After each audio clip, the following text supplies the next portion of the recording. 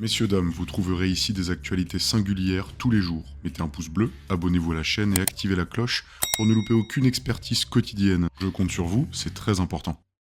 Bon alors, je sais pas si vous avez vu, mais les candidats Rassemblement National ont fait beaucoup parler d'eux, hein, les candidats aux législatives, parce qu'en effet, il y a quelques pépites qui sont sorties, quelques grosses pépites, beaucoup plus que sur les candidats des autres partis. Alors, est-ce que c'est parce qu'il y a une grande mobilisation là-dessus ou pas, je ne sais pas, mais j'ai été personnellement ouais, assez étonné de certains niveaux extrêmement bas hein, de ces candidats.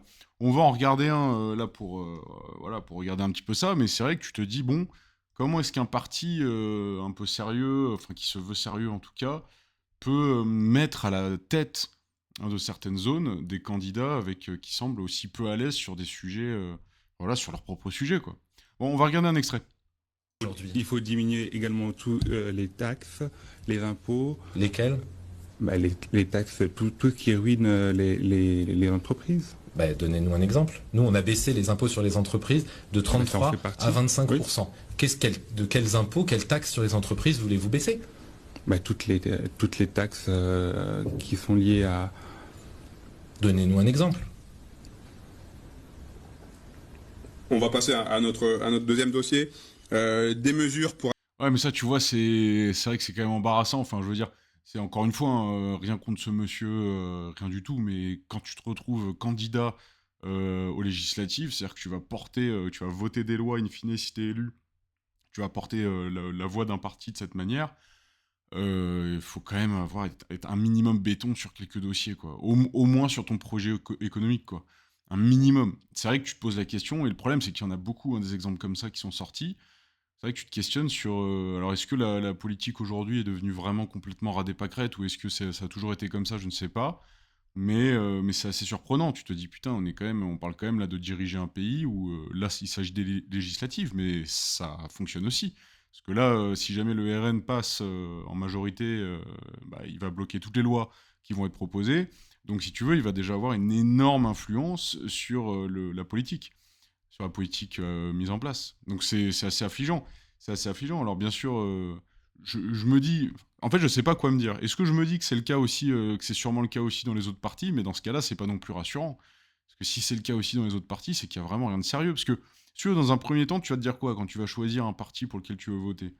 Tu vas d'abord te dire, est-ce que je suis d'accord avec les idées? Mais alors quand tu te rends compte qu'ensuite, parce qu'à la fin, tu élu des hommes, hein, c'est des hommes que tu élu à la fin. Donc, quand tu dis je vais mettre au pouvoir des mecs qui savent pas de quoi ils parlent, c'est compliqué. C'est quand même compliqué.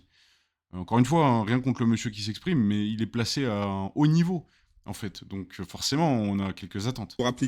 Pour concilier l'environnement et le tourisme.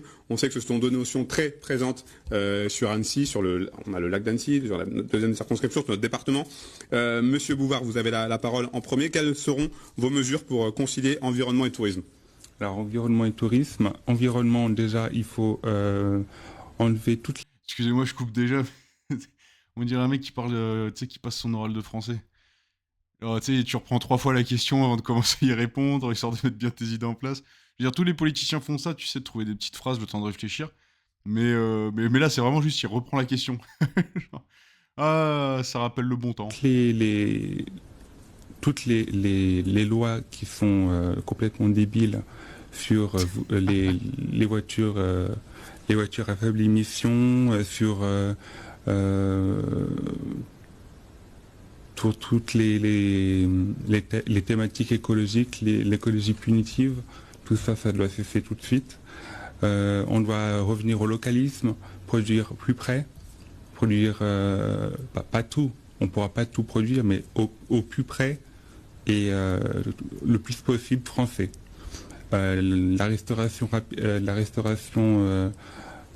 collective devra utiliser des produits français, pas bio, français.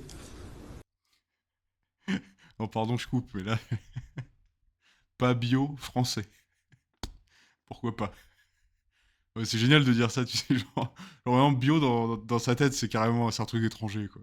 Le bio, c'est vraiment un truc de mec perché, de gauchos qui vivent très loin dans des pays chauds, quoi. Ah, pardon. Ensuite, il y a un autre sujet concernant le tourisme. Il y a aussi l'histoire des Airbnb. Alors, j'ai vu que M. Armand, c'est un sujet qui vous tient à cœur, l'histoire des Airbnb, sachant que moi, je suis d'accord pour limiter le Airbnb, mais je veux que ça soit limité à un nombre de 1 Airbnb par foyer. Ce qui permettrait...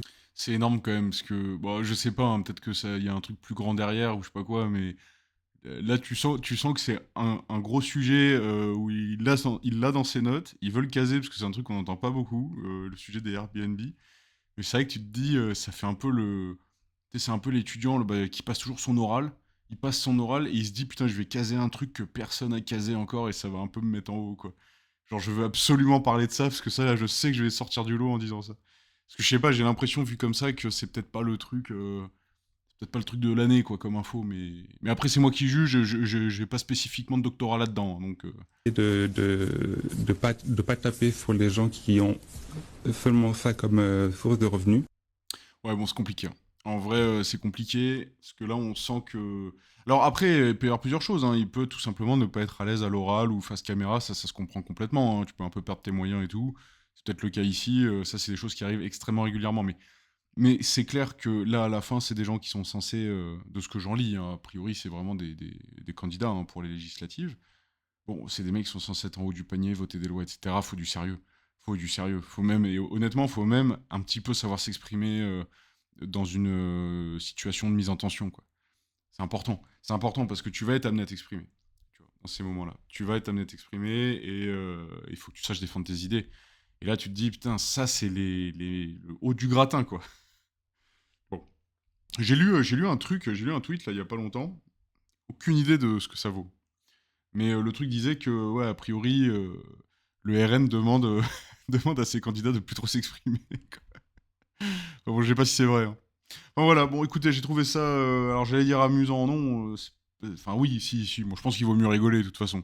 Mais ça fait un peu peur, hein, quand même, parce que tu te dis, putain, là, on parle de politique, on parle d'élections, on parle de gens qui, à la fin, vont énormément participer à la direction du pays. Tu te dis, putain, c'est dingue, même de n'importe quel parti, en fait, que, bah, voilà, qu'il y ait des gens qui donnent, en tout cas, le sentiment de pas du tout maîtriser leur sujet.